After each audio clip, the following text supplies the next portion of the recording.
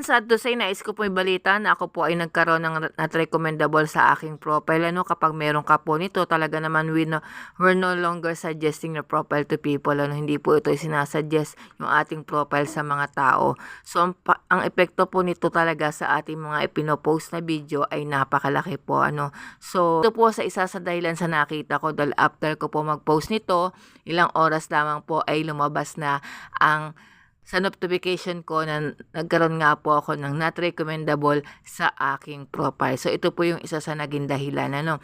So, ang nagiging epekto kapag po tayo ay nagkaroon ng not recommendable, kung dati ako po ay nagkakaroon ng views na 500 plus, 600, 400, 300, ngayon po, kung makikita nyo po sa bandang taas, yan na lamang po yung naging views ko, nasa 100 plus. So, napakalaking epekto po nito sa mga views natin, ano, sa mga ina-upload natin araw-araw. Pero wag po tayo maging